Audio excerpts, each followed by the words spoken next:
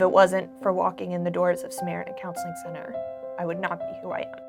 When I called for an appointment, I was feeling very emotional. I was sad, was in shock. Everything is home-like and calming, and I find it to be a very comforting environment. This appointment that I see with my therapist is the most dependably useful thing that I can get out of all of the medical doctors that we've gone to see. Just a few sessions changed my life in a really great way. If any of us reflect back on our life, most of us can think back in hindsight. It might have been nice to talk to somebody at that point, someone that I could just go and be totally open with, start to understand myself a little bit better. It can be a real game changer in somebody's life. This organization started in 1985 when a group of people from Highland Presbyterian Church felt the need to establish a counseling center that would be available to all individuals regardless of ability to pay. One of the beginnings of the Samaritan Center really came out of my own personal experience as a pastor. When people were coming to me and it got to such a place where we realized that we need a resource beyond me as an individual to really meet this need. We want folks to live their life to the fullest, not to be hindered by anxieties, depressions, past traumas, to experience joy and peace in their life, and to really thrive. We interact with individuals at the workplace setting, in the school setting, in the church and congregational setting, in our offices or online. At Samaritan Counseling Center, we have a class called Change Through Compassion. The classes are based on the Mindful Self-Compassion program.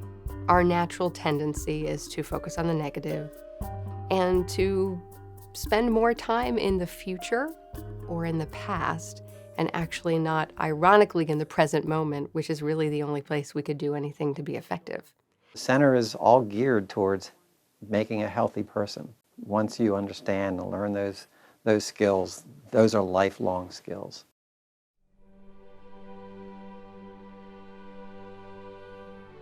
The Clergy and Congregation Care Program is a part of the Samaritan Center that takes the work of the Samaritan Center of creating healthy communities and putting it in the context of working with congregations and clergy people.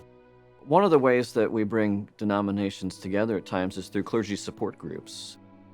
I think there's a special kind of support that comes from just listening and knowing that you're not alone. And that's particularly important for clergy, as it can be a very stressful, at times lonely vocation. It's a tough time to be the church today, and pastors are trying to keep up with the different aspects of their ministry. It's a rich conversation that takes place. The Samaritan Counseling Center has been a go-to place for me for referrals and things since I've come to this congregation. When you are alone, it feels like all the walls are closing in and nothing's going your way. There's been a lot of talk about teens and mental health in recent years. We can think about some of the horrible tragedies that occurred in schools. Teen Hope was a way to interact with kids where they're at in schools, create a place to start a simple conversation about things like anxiety, depression, and suicide. Teen Hope goes into local schools around the area, and we do mental and emotional wellness education and screenings. So we go in, present a PowerPoint to the students based on anxiety, depression, and suicidality. And then we screen them within those areas and have follow-up conversations with them. We give them a suicide prevention number, and we also share that it's not just for them, that it is for their peers. They can be an accountability buddy. So if your friend is ever feeling this way, here are these resources, and you can maybe help them as well. What we need to do is we need to teach people what the warning signs are, but even more than that, we need to teach people what to do when they see them. One of the big goals for Teen Hope is to identify kids that are maybe struggling with some of these things and help set them on a different trajectory so that they're not struggling with the same things 2, 3, 4, 5, 6, 10 years from now. We want to create a situation where real change can occur.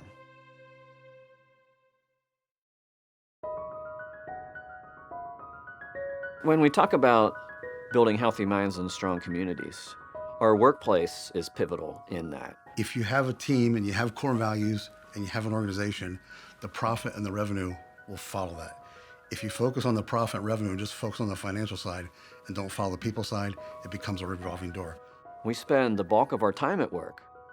We spend more time with our coworkers often than we do maybe with the people in our own families at times. So work matters, and how we work matters. What's the leadership cycle? The class is called Supervising for Success. It's a basic class, and it's to improve your managerial skills. If you have positive supervisors and positive employees, you're going to have positive customers. A lot of what Samaritan is teaching and the things they bring to the table are needed by not just contractors, but just about any business. It's more than just about jobs. It's about the full employee, the career pathways, just the total health of our employees. And that goes from their physical health to their mental health to their work-life balance. The profits that we drive from the consulting side of the business, they drive back into Samaritan Counseling Center to help our clients that don't have the funds to be able to have the counseling and the service they need. So it's a win for the community. The Ethics in Business program started in 2007, and it was developed basically to recognize the businesses that we're doing things ethically and the right way, whether it's that integrity and transparency and accountability. The nominees that are selected get a site visit from a group of consultants, go out and talk to the employees, see the company, work with the owners, and then develop a report. It's given to the selection committee. We were recipients of the Ethics in Business Award. It was a really proud moment, frankly, for our business of recognizing the things that we do for this community, the things that we do with our business, the way our business practices are, and that somebody was really valuing and appreciating them. Ethics in business is making sure that in everything we do, integrity, stewardship, good decisions for the betterment of the people in our community is at the forefront of our decision making. When we're faced with tough decisions, it always gets down to what is the right thing to do. That usually makes the answer very easy from there. We're judged by our actions, not our intentions. And if we're able to do that in the business world, the consulting world, the ethics world, huge win. A group of women involved here as volunteers felt the need to establish a fund for women who couldn't afford the services of the center. They started the Silent Samaritans. We hold an annual luncheon. The funds cover the expenses of a lot of individuals, a lot of women. There are many women who just cannot afford to pay the full amount for counseling. They're in a difficult divorce, they're in a bankruptcy situation, they've been abused, they just don't have the money to be able to get the help they need. The endowment was established when we realized that we wanted to make sure there was going to be a long-term effect for this great mission. At Samaritan, we want our local community, our local families, our local businesses, and all of us as individuals to thrive. One of the unique things about the center is the fact that it is open to utilizing faith as a resource in the person's process of dealing with issues and coming to a place of healing. It just does each aspect of its work incredibly well. Hope and healing are the core of the center's mission, healing of emotions, of mind, of spirit, and also of relationships. Without hope, sometimes that can't happen. So I really see us as being in the business of restoring hope